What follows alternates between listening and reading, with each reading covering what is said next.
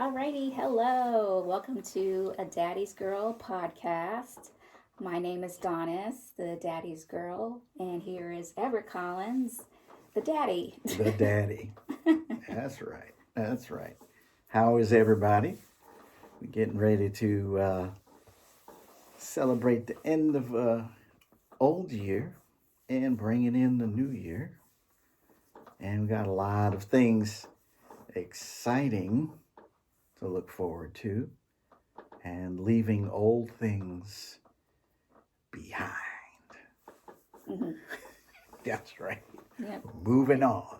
moving on up. That's right. We're not gonna bring any old baggage along. Right, Leave that at the train station. leave it. Right. Delete it. Right. Evict it. Evict COVID. Every variant. Just we're out. Right. And if this is your first episode, I guess tuning in, if you're shuffling around, I'm the Daddy's Girl, and I interview my dad, who is an iconic legend in the music business, and I just interview about his times mostly before me and That's true. and about his life as a musician because he has many stories. So, I do. Yeah. And sometimes I get a little too long. But since I have been hard at work with finishing the recording studio, that we're sitting at the back end of the recording studio, but we're getting into green screen next door and whatever else I'm learning from Donis because she's got the theater movie set stuff, and me just good old making music, recording and such. I received this in the mail. I was like, this is interesting. Certificate of Appreciation 2020. Mm-hmm. An appreciation of 30 years of membership and for supporting the Recording Academy's mission to cultivate a more inspiring world for music and its makers. Music makers. Music makers. Harvey Mason Jr., Woo! Chair and Interim President. Yes. Harvey Mason is the man. What a producer. And his dad was the funkiest drummer in town. Yeah. Harvey Mason Sr. Woo! Funkin' the Mason jaw. Who did he work with? Man, it's like who's who in the record business. He's played on everybody's albums. I can't even start naming them. Mm-hmm. But as soon as you hear Hewitt Laws, the Brecker Brothers, studio albums all over the place. Harvey Mason, man, nice guy, and so giving and so gifted. Oh my gosh, my hat. Harvey Mason Sr. and his son is like unto him. Mm-hmm. So, and he is our CEO and changing the face of the Grammys, spearheading global issues and really, really pushing forward for equal representation, embracing cultures outside of our own, and just furthering the efforts of those that are contributing to music and its creation. So it's a great thing, and he has over the past 2 years has done phenomenal work and has put together an amazing team. I would say right about now, there's probably about 5,000 voting members. And of course, then there are others that are not voting members, but they are members of the academy. We have Music Cares, and that's the health initiative that because musicians, many of us don't have health insurance, retirement, and such, and so Music Cares comes to the rescue to provide those opportunities Nice. for musicians that back in the heyday was nobody would ever think you'd get sick. And then 20, 30, 40 years later, I need help. Yeah. And they're there. They are there. So it's a wonderful organization. Yeah. That's nice. That's nice. That's Yeah, and I think he mentioned last year, like I think there's more black people that are higher up. Yes. I think more like I guess black genre categories. Yeah, absolutely. More representation. More equal representation. Yeah. You know, when the academy first started off, it wasn't what it is today, for sure. But the good thing about the organization is that they were always open. Just bring us new ideas. What are you thinking? What are you seeing? You know, they're not in the box, but if you don't know, you don't go. You know, it's like, what? Somebody tell me. If it hadn't been for Toby, my attorney, telling me, I wouldn't have known. Right. Right. So you know, it's like, why? You know, why didn't anybody tell me about this? And then here we go. I'm not the only one, but you know, so now they're making it. They do Grammy in the schools and Grammy Jazz Camp, where you can get scholarships to play with, you know, people on stage, and I mean, it's just great the things that they're doing in the recording studios, in the performance venues, with radio on Capitol Hill for legislations protecting music and musicians and the whole kit and caboodle. You know, legislation of, you know, things that affect us. It's not a 9-to-5 job, but it is a multi-billion-dollar business that you know, we need a voice, and so we have it. And that's a great thing. Right. Yeah, you know, like every 10 years we get a new chapter. You know, I started off in the New York chapter. Yeah. And then we moved to Virginia when you guys were, you know, young and in elementary school. And so I had to change chapters because I no longer could attend the meetings, obviously, and such. And so the closest chapter at the time was DC. So so I transferred my membership to DC. And then 2 years ago, we moved to Georgia. And I'm thankful that the Atlanta chapter embraced me and accepted. It was funny because they're like, oh, we don't see your name. You don't?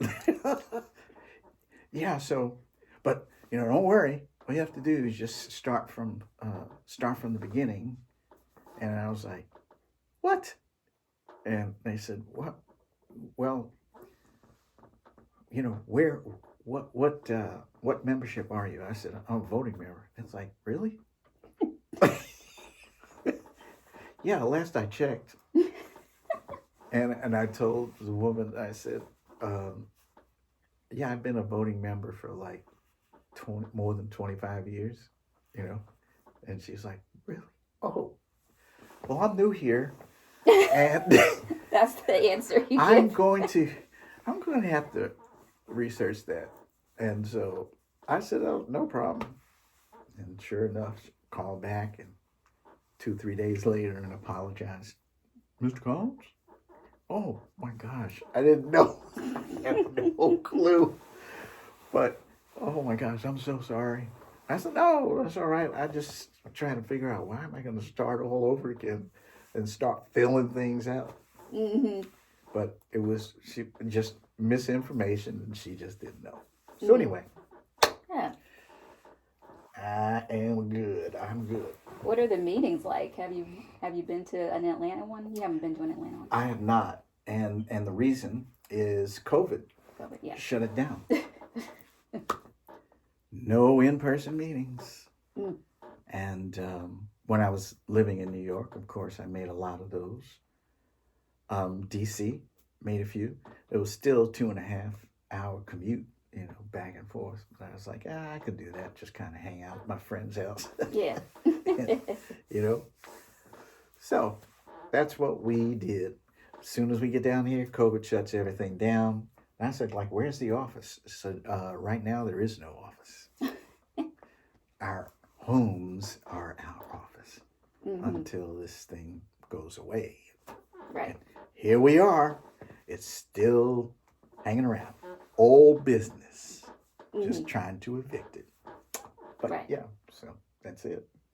Yeah, because I envision the meetings as like really fancy champagne, or is it like an actual like meeting where you're sitting at a board table or? Oh, yeah. There's always a little mixer going on, hors d'oeuvres, and then the president of the chapter or whatever, they'll come up and they'll say, okay, now that you've had a chance to meet and greet and have some hors d'oeuvres, let's begin. And then everybody takes a seat, wherever they are, sitting at the table or sitting at the bar or wherever they're doing.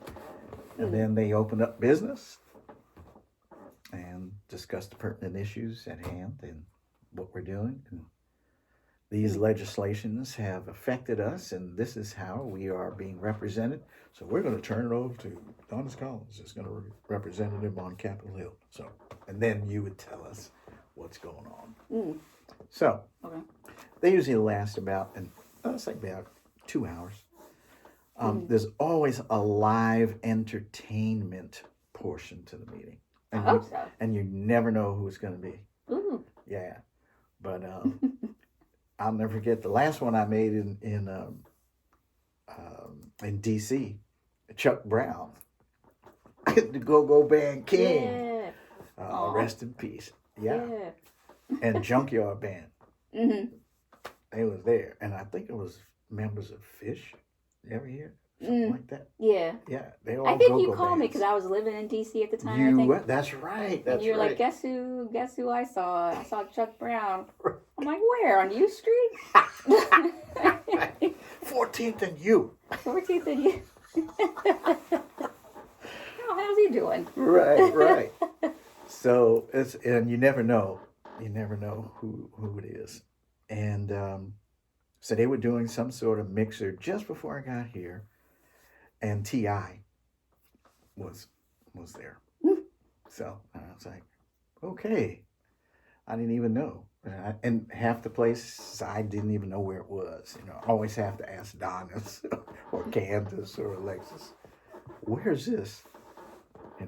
Or Corey. Oh, that's downtown. That's east side. No, I think that's midtown. Then all right, no, it's at. All right. I bet the Atlanta meetings are crazy. Just the culture here. The trap and the rap, like the right, trap and rap. That's right. The live entertainment in Atlanta is probably way different than DC. Oh, I'm sure, and I cannot wait. I'm so excited. There's so much talent. Not that it's not in any other city, but why would the Grammys choose to have an Atlanta chapter if nothing was going on? Right.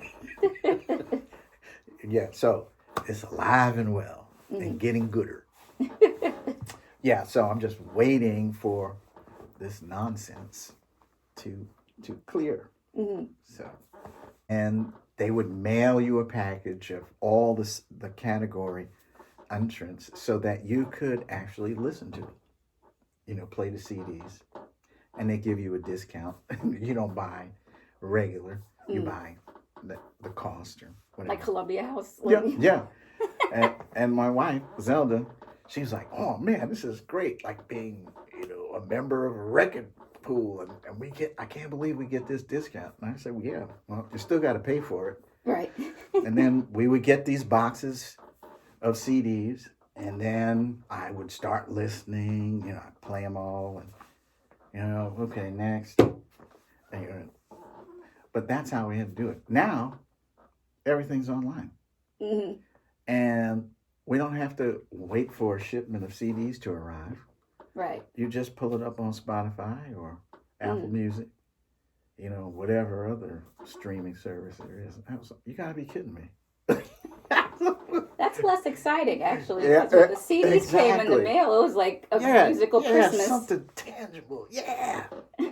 Yeah. Because like you're our right. CD collection was crazy. It was like a library. Instead of books, it was CD. Right.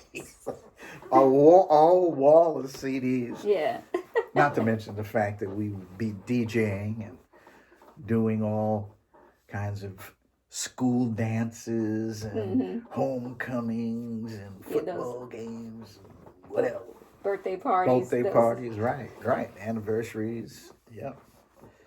But I don't think we were missing anything. And if we were missing something, then the age of the internet ever would say, oh, no problem. If we can get a Wi-Fi signal in here, go talk to the principal. Mm-hmm. Come back. I got the Wi-Fi. And I was like, what's that going to do? That's going to allow me to get in there and download the song we're missing. Mm-hmm. I was like, what? There you go. Dino the dinosaur. Prehistoric. I was like, really? How did you get it that quick? How much was it? It was $1.99. Well, how did you pay for it? Oh, I have a card, a gift card. Oh, okay. What in the world? iTunes.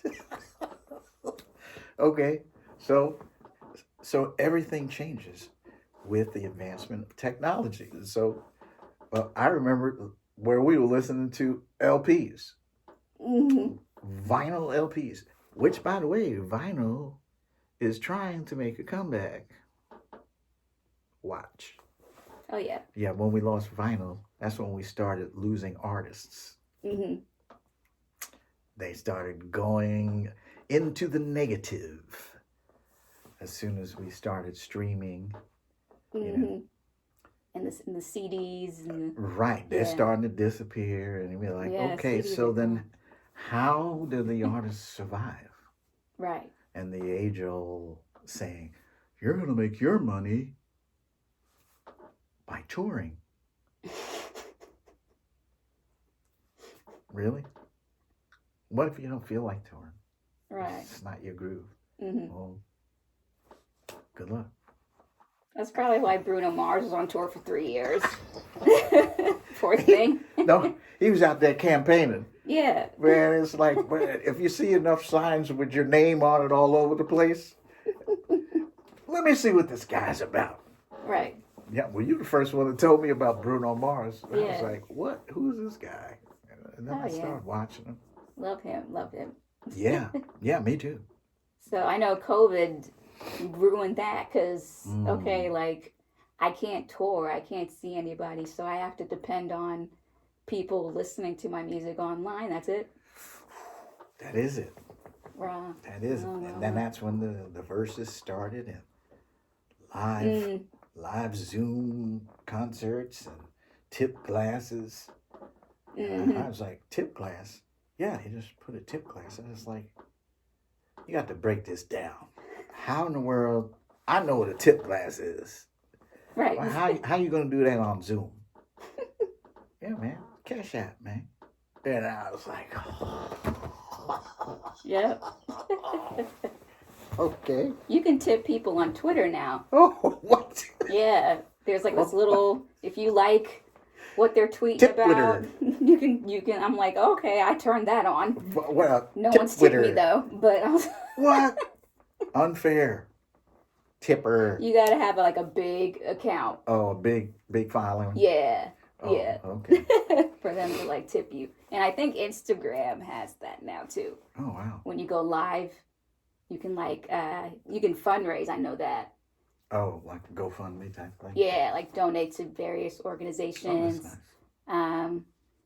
Yeah, and I think you can buy a badge or something like that, and you go live, and people can like just tip you while you're live. So, Oh, yeah, that's a beautiful thing. yeah. Matt, speaking of foundations, two of my most favorite are Big Brothers and Big Sister, because I was a big brother when I was in college. Oh. And Blessings in a Backpack. Mm-hmm. Yeah, and that's, you know, you've heard of Big Brothers, Big Sisters, but you may not have heard of Blessings in a Backpack. And those foundations is about children that don't have food, but yet they come to school. When they come to school, they can eat breakfast and they can have lunch, and you just pray that they'll have dinner, but you never know once they leave school. And Blessing in a Backpack, they come to the school and they stuff these backpacks full of food and snacks, nutrition for them when they go home over the weekend, because many of them don't have any food and they starve over the weekend, and then they can't wait to come back to school just to get a good meal. So, Blessings in a Backpack. And COVID ruined that too. See, there you go. You couldn't go to school and get that. Couldn't go. Right. So there, the poor children can't come to school, so the lunch program cannot serve them. Mm-mm. So some of the organization was actually taking backpacks in school buses and going to the school bus stops to drop these backpacks off. Yeah.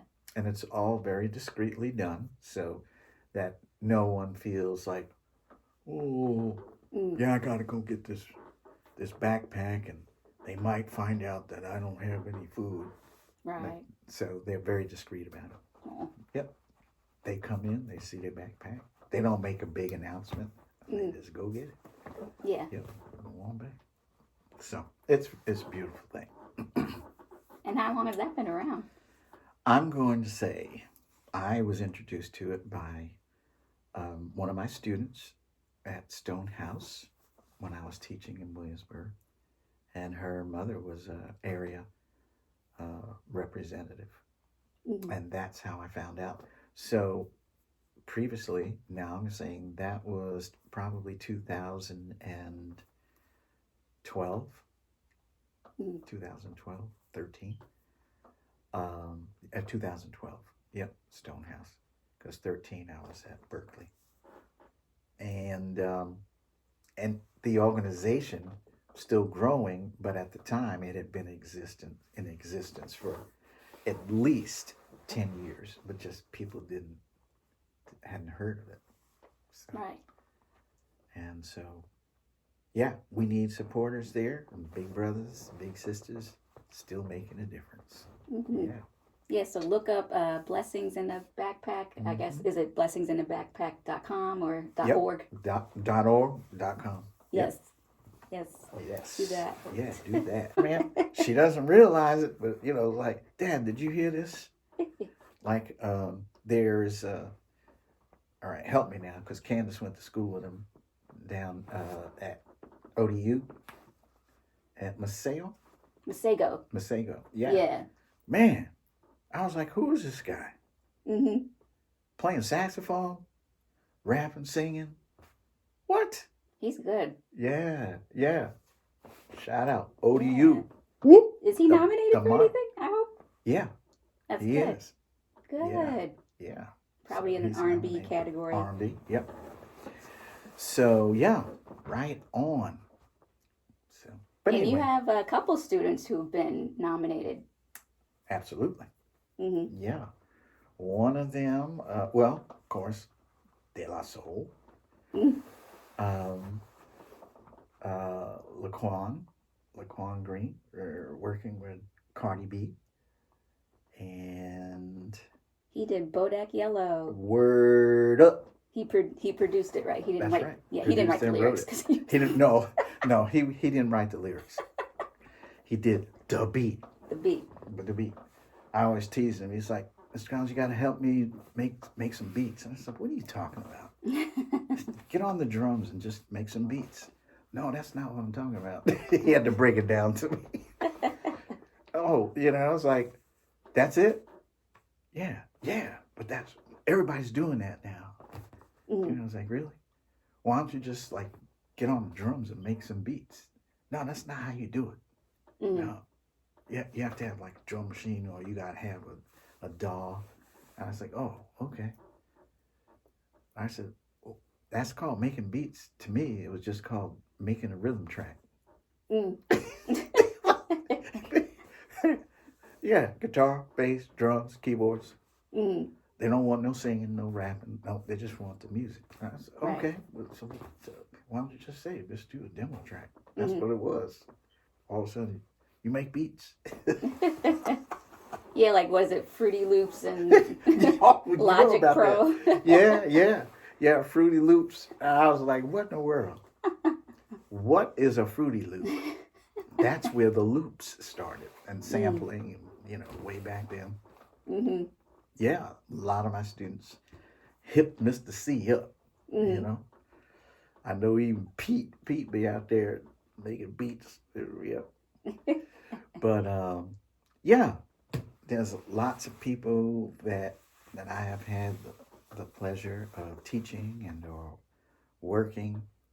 One of the podcasts that we're going to do, I'm going to get together with as many a student that I have had the fortune to teach and work with. Mm-hmm. What do you think? That'd be pretty good. Yeah, we got to get De La Soul on here. Yeah. Laquan needs to get a shout out because no one really Yeah. knows because They he's don't in the know. background. It's all Cardi. Yeah. He didn't get to go up there and get the award. Right. So, No. yeah. It was like, but he got the check. But he got the check. We get the award. I'll buy my own award. Mm-hmm. And he drove up to our house in that check too. Sure I was did. like, look at you with the new car. So yeah, Laquan, we gotta get you in here. I was like, yes, you made it. And it wasn't a Nissan. It wasn't a Honda Civic. No, it definitely wasn't. It wasn't even a Cadillac. Yeah, I don't want to get model specific because somebody might not like that. Oh yeah. Mm-hmm. But it was a very nice car. And I said, when you finish with that, just bring it back to my house. And he laughed. Trade off. Right, trade off. But yeah, I'm proud of it. For me, there's nothing more joyous than giving people the opportunity to do what they really want to do. Mm-hmm. And if I can help them in any way, never making any promises, because promises are based on your ability Mm-hmm. to produce. Mm-hmm. So you don't make promises because they become broken promises. You just set them on their way. I will give you everything that I know. I'll pour myself out. Mm-hmm. And then we'll see what you do. Yeah, and you get tired of those broken promises. Right. Yeah, you don't want to break promises. I've done enough of that. And then because I keep saying yes. And Zell, my wife, would say, you need to stop saying that. If you know you're not. No, but I can. Yeah, but you're doing this. Yeah, but I still think, she's right. You can't do everything. So you just have to take them one at a time. Mm-hmm. But yeah, I would never, I'm an open book. There's no secrets, you know. Get hooked up with an old musician, somebody in the business. What's old? Anybody over the age of 50. You could pretty well tell they know what to look out for. They've seen it all. We've seen it all. We've been through it. Yeah, we've been through it. We laugh about it now because we got through it. But oh my gosh, Brian and I were laughing. We worked for this one record company every time. Every time we talk to each other. Brian Morgan, you out there? We just bust out laughing because this one company we were like, well, he was more signed than I was. So I was like, no, I don't know about this. So every time he would call, I said, oh, I almost said the company's name. I don't want to do it. Let's just make up one. Acme Records, like Bugs Bunny, right? Yeah. So I said, is this Brian? This is Acme. And he was like, oh. Oh, no. How'd you get my number? Oh, no, sorry, wrong Brian. Right, how'd you get my number? Right. Oh, man. And we just bust out laughing. Too funny. Well, let me just let you know. Any artists that are entertaining themselves for a 360 deal, run! What's a 360 deal? What is that? 360? Well, when you say 360, what do you immediately think? 360 degrees. Comes all the way back around. Yes, comes all the way back around. Now, What goes around comes around. what goes around comes around. But when they say we're gonna sign you to a 360 deal, and you get this weird thought of being surrounded totally by the company. That's not what it means. It means that they are totally surrounding you. Mm. So everything you do, 360, they have the rights to. Mm. Well, how in the world did they get the rights? Well, what does that mean? Anything you do to procure money based on Donna's, they have the rights to a portion of it, or all of it. So if you're, singing at a local club and you're doing 3 weeks, at this club, and you're selling your CD or you're selling, T-shirts, it goes to them, and then they write you a check. Mm. Everything you do. Commercials? Yep. We got that too. Mm-hmm. Mm. What? I was doing a Cheerios commercial. Yep, we got that too. 360. Everything you do. Mm. That's why I went, say no. But some contract writers will not use the word 360. Mm. They might call it encompassing, all encompassing. Mm. And attorneys will see this contract negotiations morphing through the years. Oh, this is what this used to be, cross collateralization. Mm. But now it's called this. Mm-hmm. So, that's pretty nice the way they worded that. Yeah. No. Yeah, you got to do a master class on contracts. What? Maybe I should read a few to you. You'd probably laugh. I kept them for just purposes Really? such as this. This type of contract you don't want to sign. Let me read a few things. You're smart enough to figure this one out. Mm-hmm. But some people just sign because they want the money. You got a family to feed. I got a family fee, right. I want to do music. I can't be working at Burger King. Look, hey, I was Burger King. I was going to be a Burger King manager. Yeah. A lot of my students used to hang out at Burger King. Yeah. De La Soul. They'd be in the back. So if you ever heard them say, BK's in the Biddy Lounge. BK's, that's Burger King. And the biddies would be in the back near the bathrooms. Am I right, Vince? Kelvin? Dave? Yeah, Burger man. King, not That was their Biddy's. office, man. That was it. That's where they hang out, get something to eat Mm-hmm. until the manager's like, "Hey, you're not buying food. You're gonna have to be out of here. No loitering. No more Get out of here. without burgering." Yeah, Right. it was funny. Yep. Prince Paul. Oh my gosh, so many.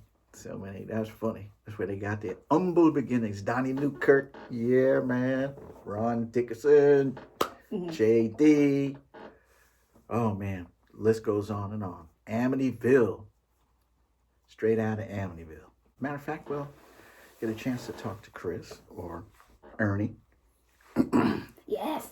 Or get Ron in here. Or get Ron. Have our own little Uncle verses. Ron.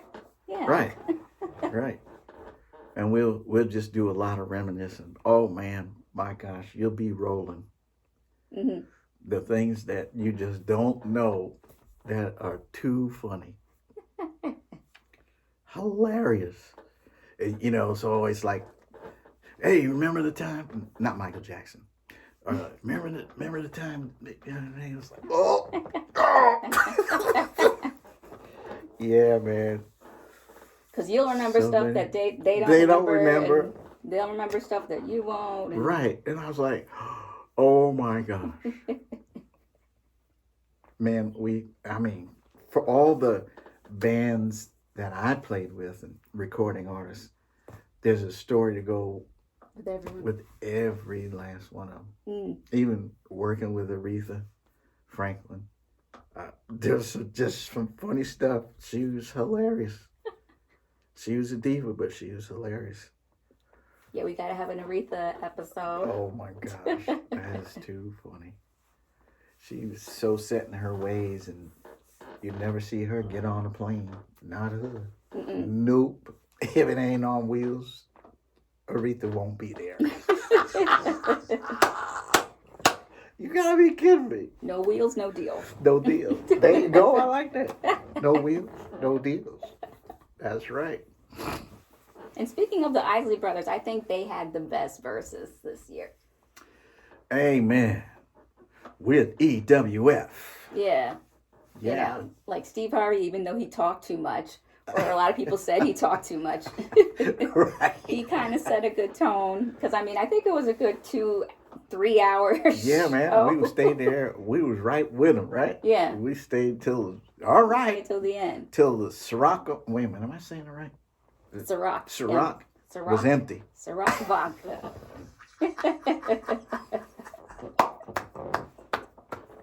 And the last one I saw was Bone Thugs and Harmony. Oh, right. Yeah. Oh, my And goodness. 3-6 Mafia. And if you watched, you know what happened. There was a fight. Did they? Yes. Did they go there? You know, it's a funny thing. You mentioned Bone Thugs and Harmony. And that was the first thing you said. You're like, oh, there's going to be a fight. There's going to be a fight. I was like, because it's going to get a little out of hand. Mm-hmm. Yeah, that's not a good thing. Yeah. And the liquor doesn't help. The liquor does not help. Pretty funny. Yeah. You know, I mean, back in the day, I had one of the first Long Island iced teas. Mm. Yeah, because it was invented on Long Island, and that's where I was born and raised. And it was a club called the OBI. Mm. And they made this concoction, and we were playing at it. And I was like, man, this tastes good, man. It was ice cold, man. It was sweet. What's in here? And they just, Everything. everything. Yeah. This, the mixologist was just going crazy. And man, it was great going down. And it seemed so far for me to get off the bar stool and reach the floor.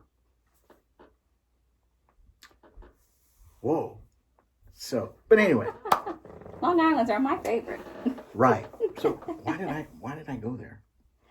We were talking about Ciroc. Oh, Ciroc. Right. So when you're under the influence, some people just really can't. I call it demon juice. Yep. Because if you get juice too much, the demons start coming out. Yep. I grew up hearing that. Don't be having that demon juice. Don't have that demon juice, man. They come out. Yeah, man. But so anyway, yeah, that was just awesome. And a lot of people, I just thought people knew that Philip Bailey and Ron Isley were brother-in-laws. I didn't know that. Wait, did you tell me this before? I thought I did. See, that's why Daddy's Girl podcast. Right. I keep forgetting, she's my daughter and she wasn't born, she was a I forget 80s, she's my 80s daughter. baby. No, I didn't forget she's my daughter. No, I forget that she was born in the 80s. Right. Like, man, it's not privy to certain stories and yeah. No, I was in preschool while you were living your Yeah. best life. Yeah, right. No, yeah, Philip Bailey, lead singer of Earth, Wind, and Fire. You know Candy Isley. Yes. Yep. So her sister, Kim, was married to Philip, and Ronald was married to, or is married to, Candy. And so they're brother-in-laws. Oh, wow. Right. What I don't remember is who was married first. I think Philip was married first. Mm. I think. But anyway, yeah. So Wow. that's Thanks, I powerhouse brother-in-laws, man. Let me tell you. Right. You know how you have little Thanksgiving parties and stuff like that? That's powerhouse. Remember that song? And then they start singing. You be like, whoa, whoa, whoa, whoa, whoa. What's going on? And that's what the verses was. Right. No, you remember this? Back and forth. Hey, Ron, sing this. Hello. You know how many times he said hello? Right. All right. Yo, let me hear reasons, man. Go ahead, hit it, Phil. Ah! Right, Ron, but he laughed so loud, man, it hurt your throat. Really? Oh, man. Wow. He laughed so loud. Yep. It's like, man, you don't laugh so loud. You're going to mess your voice up. Ah. Ah. Right. He's doing good so far. Right. It ain't messed him up. Right. No, man. He's still slamming. He's still going. By mistake, he's slamming. Really? And I wind up singing so much like him. Right. People's like, man, you sound like you been hanging around the Isley Brothers. I said, really? They said, yeah. I said, well, I used to play for them for almost 12 years. That's all I heard from when I was fresh in my senior year of college. That's all I remember. So I was learning how he would phrase and the way he would sing his melodies and stuff. And I was like, it really shaped. And whenever I start singing, I always sing the way he sings, and people start laughing. He goes, la da da da da. What? You want to do a few bars? Yeah, a few. No, I don't drink. But so what not anymore. But it's so funny. I just got to share this with you. So back in September, the townships of Teaneck, New Jersey, and the town of Englewood, New Jersey, wanted their streets that they lived and raised their family to rename it Isley Brothers Way. So, that was people, an experience. Yeah, it was. It really was. It was beautiful, but it was funny too. So, oh, too funny. There's funny moments all the time. Something stupid always goes wrong. Oh, goes good. Oh, goes funny. That's too funny. But anyway, so they were trying to find people to, quote unquote, surprise them when they show up. So I get this random call. Hey, is this Everett Collins? You played drums with the Isley Brothers and sang background. Yeah. And you went to college with Ernie, Chris, and Martin. I was like, yeah. Like, who is this? well, I remember you, but you probably don't remember me. I'm a friend of David Townsend. I was like, okay, now you're getting closer. David Townsend played guitar with the Isley Brothers as well. And that's how we met. David knew everybody. Oh man, everybody. From Marvin Gaye all on. But so she said, yes. So we're doing this renaming of the streets in our neighborhood, and it just happens to be the street that I was born and raised on, Van Arsdale, and my next door neighbor was Ron Isley. So we're doing this, and we want people to surprise them, maybe people that they haven't seen in a while, to just come and honor them. And if you keep it short, yeah, we'll give you 2 minutes. So I said, oh no, that's fine. I can do that. And they always would, they know I cut up, and get everybody laughing. So I was like, this ain't gonna be any different. So as soon as I came up, Ronald almost fell out of his chair. He said, and he's telling Candy, he's like, here we go. And he was like, ah. I said, okay.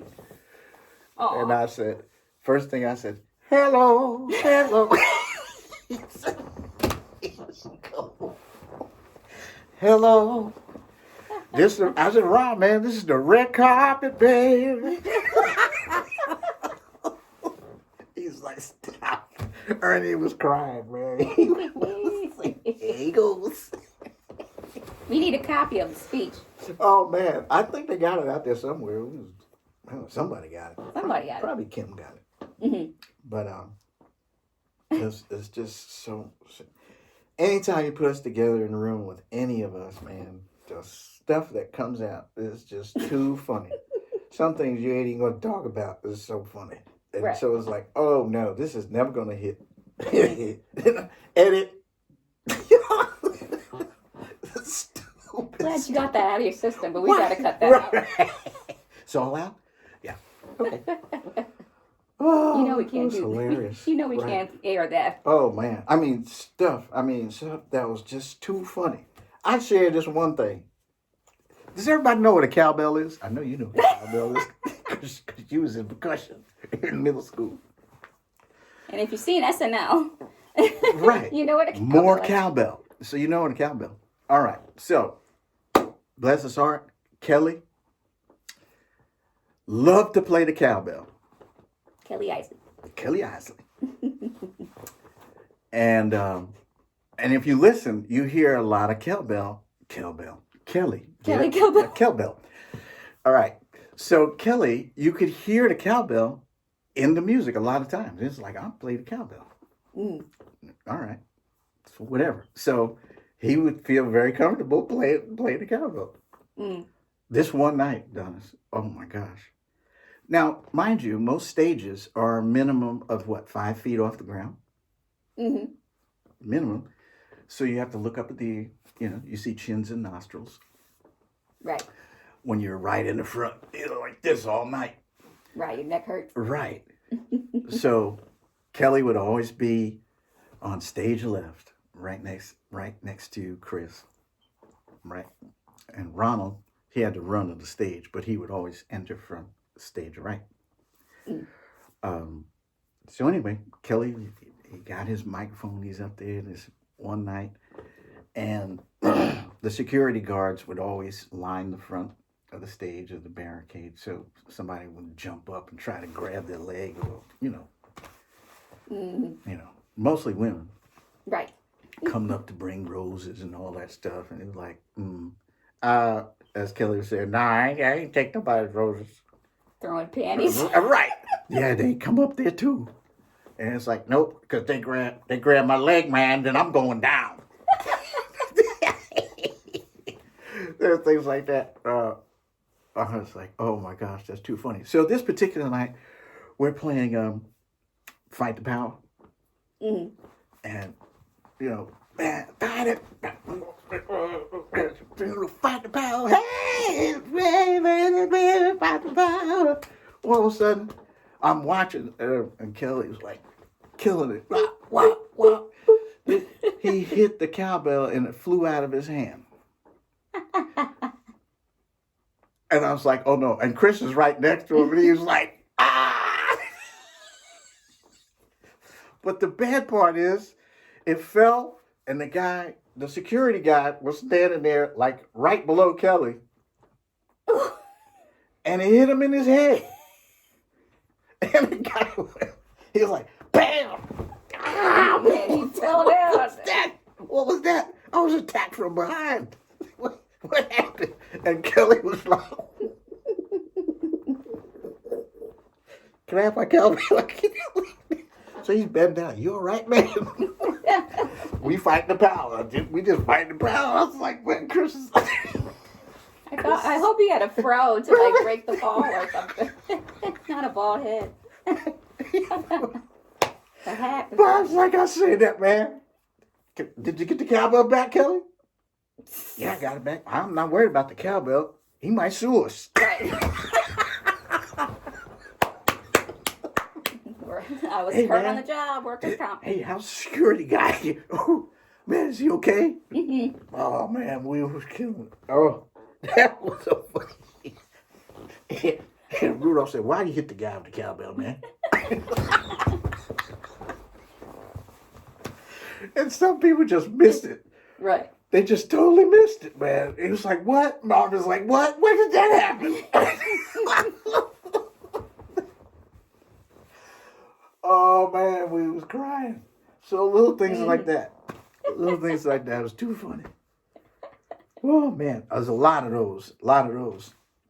I even had an incident. We should save that for another time. We will. We will save that one. But when you're doing an hour and a half show and you have to go to the bathroom, you can't stop, say, excuse me, can I take a break? Yeah, so that's a pretty funny one, too. Oh, well, I think we're going to bring this session to a close, and I'll turn it over to Dawn. It's been great. So. Alrighty, yep, it's been great. Thank you all for tuning in, and we will see you next time. Absolutely. God bless. Love you. Oh, Montauk strong. That's our tribe. That's our tribe. Yes. Native American. Word up. That's going to be another category. Actually, it is in a category right now. Global. But anyway, stand by. Right. Good night. We love you. Right.